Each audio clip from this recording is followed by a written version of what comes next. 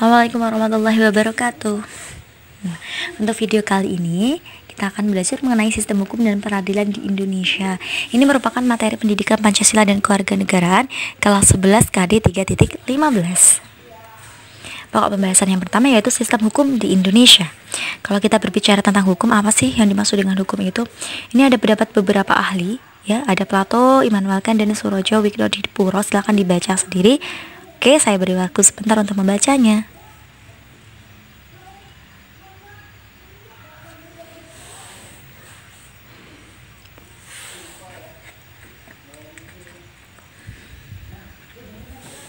Sudah ya, sudah dibaca. Lalu kesimpulannya hukum itu apa sih? Nah, saya kasih kesimpulan secara umum aja ya. Nanti teman-teman bisa menambahkan pengertiannya sendiri sesuai dengan yang kalian pahami gitu. Nah, jadi hukum itu adalah peraturan berisi norma-norma atau kaidah yang mengatur tata tertib bermasyarakat ya.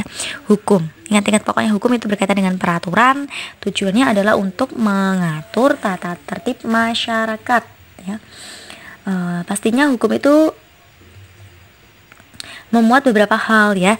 Peraturan itu mengenai tingkah laku manusia ya, dibuat dan ditetapkan oleh badan resmi, bersifat memaksa, sanksinya juga tegas. Itu namanya adalah hukum. Paham ya sampai sini? Lanjut ya. Kemudian penggolongan hukum berdasarkan, yang pertama, berdasarkan sumber atau asal mulanya. Ada hukum undang-undang, yaitu hukum yang tercantum dalam peraturan perundang-undangan, jelas ya. Kemudian yang kedua adalah kebiasaan atau adat, yaitu hukum yang terletak dalam aturan-aturan kebiasaan. Yang ketiga adalah jurisprudensi. Apa sih jurisprudensi itu? Jurisprudensi, ketetapan hakim terdahulu ya, dipakai di masa sekarang untuk menyelesaikan suatu perkara hukum yang hampir sama. Kemudian ada traktat. Traktat adalah hukum yang ditetapkan oleh negara-negara di dalam suatu perjanjian antar negara. Itu namanya traktat. Kemudian yang terakhir adalah doktrin atau pendapat ahli hukum. Lanjut ke penggolongan hukum berdasarkan tempat berlakunya adalah ada hukum nasional dan internasional. Jelas ya bahwa nasional ya, hukum itu berlaku di negara tersebut. Misalnya Undang-Undang Dasar Negara Republik Indonesia tahun 1945 yang berlaku di Indonesia. Nah, hukum nasional yang berlaku hanya di negara yang bersangkutan. Kemudian yang kedua adalah internasional. Jelas kalau internasional berarti hukum yang mengatur hubungan hukum antar negara di dunia internasional. Oke. Yang ketiga adalah penggolongan hukum berdasarkan kekuatan berlakunya. Ada hukum memaksa dan mengatur atau melengkapi. Yang dinamakan hukum yang memaksa yaitu hukum yang dalam keadaan bagaimanapun harus dan mempunyai paksaan yang mutlak, namanya juga memaksa ya kan. Kemudian yang kedua itu tadi kan mengatur atau melengkapi.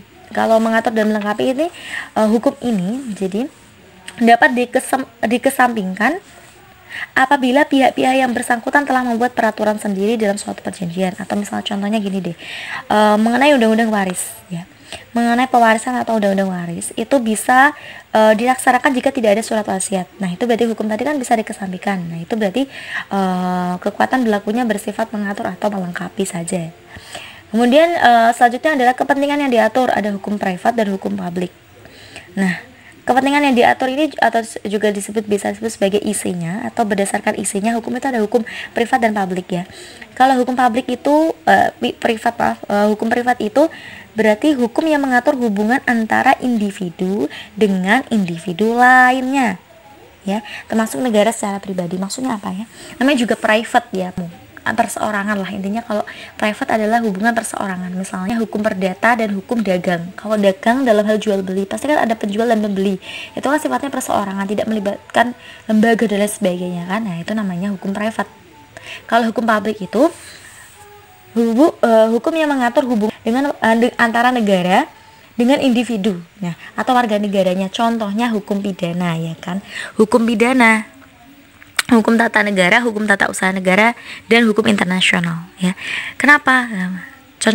Contohnya tadi hukum pidana. Nah, hukum pidana yang mengatur mengenai orang yang melakukan pembunuhan dihukum minimal 15 tahun penjara dan lain sebagainya aturannya. Nah, itu kan warga negara tadi yang misalnya tersangka berhubungan dengan negara ya kan, yang melakukan proses hukum ya siapa, negara kan, dibantu dengan hakim, kemudian ada kepolisian dan lain sebagainya. Itu kan berarti kaitannya sudah tidak antar perorangan, tidak individu dengan individu, tapi udah individu dengan lembaga, bahkan negara, kayak gitu loh. Jadi itu namanya hukum publik.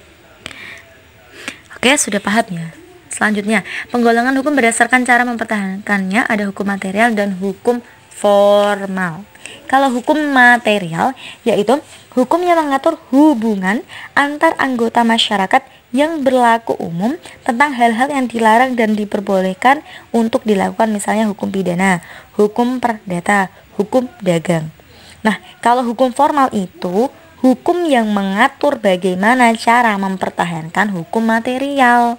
Ya, misalnya kalau contohnya hukum material tadi kan hukum pidana, ya kan, hanya mengatur mengenai pokok-pokoknya, misalnya orang yang melakukan penganiayaan di penjara misalnya berapa ya, 10 tahun lah, 10 tahun contoh saja ya, contohnya 10 tahun. Nah, nanti di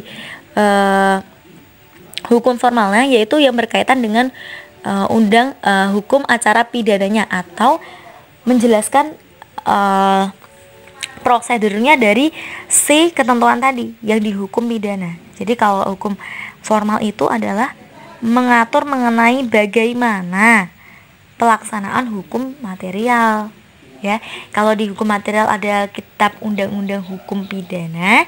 Nah, kalau di hukum formal berarti kitab atau hukum acara pidana. Lanjut ke bentuknya, jelas ya, tertulis dan tidak tertulis. Kalau tertulis pastinya tercatatkan, tertuliskan ya dalam sebuah naskah atau dokumen, misalnya undang-undang dasar, undang-undang.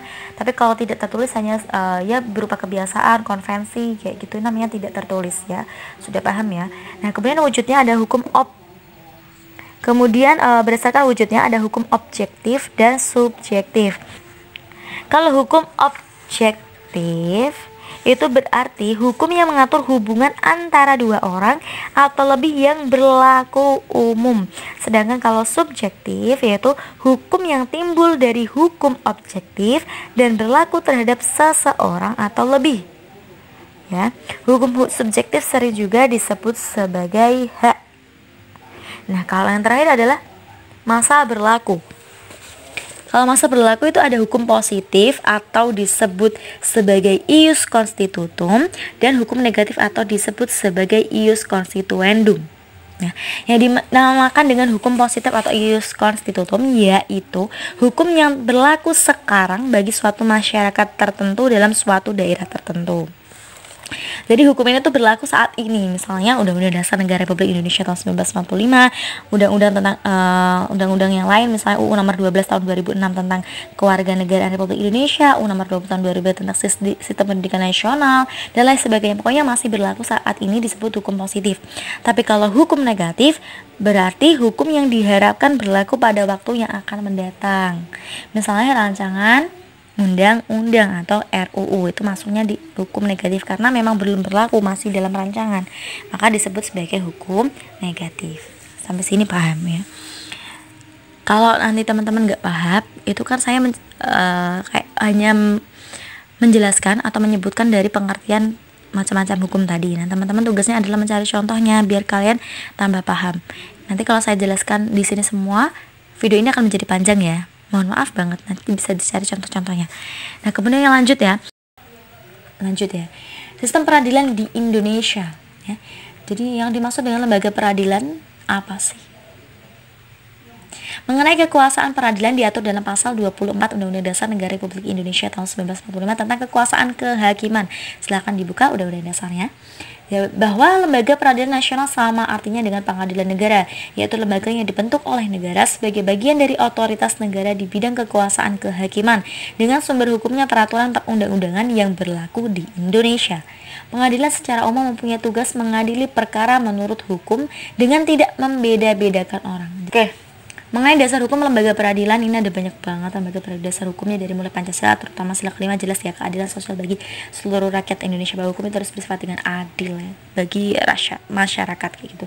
Kemudian ada Undang-Undang Dasar 1945 ya, terutama di bab 11 pasal 24. Kalau misalnya pengadilan HAM ya UU nomor 26 tahun 2000, kalau tentang Mahkamah Konstitusi ya UU RI nomor 24 tahun 2003 dan lain sebagainya. Nah, jadi ada klasifikasi atau pembagian lembaga peradilan di Indonesia ya. Ada, jadi gini, lembaga peradilan di Indonesia itu ada Mahkamah Agung dan Mahkamah Konstitusi ya. Kekuasaan atau kita kenal dengan sebagai kekuasaan yudikatif itu ada Mahkamah Agung dan Mahkamah Konstitusi. Nah, di Mahkamah Agung itu terdapat beberapa tingkatan lembaga peradilan atau lembaga-lembaga peradilan yang berada di bawah Mahkamah Agung. Kayak gitu loh.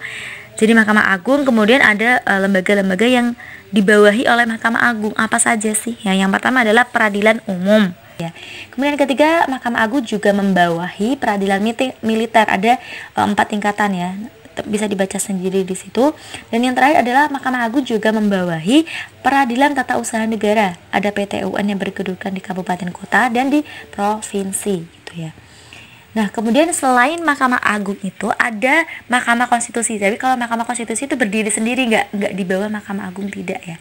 Kalau yang tadi yang lain kan berada di bawah Mahkamah Agung, ya. Kalau Mahkamah Konstitusi berdiri sendiri ya, berbeda dengan Mahkamah Agung. Mahkamah Konstitusi memiliki beberapa tugas yang diatur dalam Undang-Undang Dasar ya, di pasal 24C, nanti bisa dibuka ya. Ada memutus pembubaran partai politik, sengketa kewenangan lembaga negara yang wewenangnya diatur dengan undang-undang ya, menyelesaikan perselisihan hasil pemilihan umum, itu Mahkamah Konstitusi tugasnya, dan tugas-tugas yang lain. Jadi ini ada beberapa tingkatan lembaga peradilan ya. Yang pertama adalah pengadilan tingkat pertama, dibentuk berdasarkan keputusan presiden. Pengadilan tingkat pertama berkedudukan di wilayah kabupaten atau kota. Ya. Jadi contohnya tadi pengadilan negeri yang tingkat kabupaten kota, pengadilan agama tingkat kabupaten kota, itu termasuk dalam pengadilan tingkat pertama nih. Ya, wewenangnya ya berupa memutuskan ketentuan yang diatur dalam undang-undang seperti sah atau tidaknya penangkapan, penahanan, penghentian penyidik atau penghentian tuntutan, ganti kerugian, ya, dan lain sebagainya ya. Yang paling rendah, tingkatan yang rendah adalah pengadilan tingkat pertama, contohnya tadi pengadilan negeri tingkat kabupaten kota dan pengadilan agama tingkat kabupaten kota ya. Kemudian pengadilan tingkat kedua disebut juga pengadilan tinggi. Nah, tadi kan ada tuh peradilan umum ya, yang di kabupaten kota namanya pengadilan negeri, dan yang di tingkat provinsi namanya pengadilan tinggi ya kan, tinggi.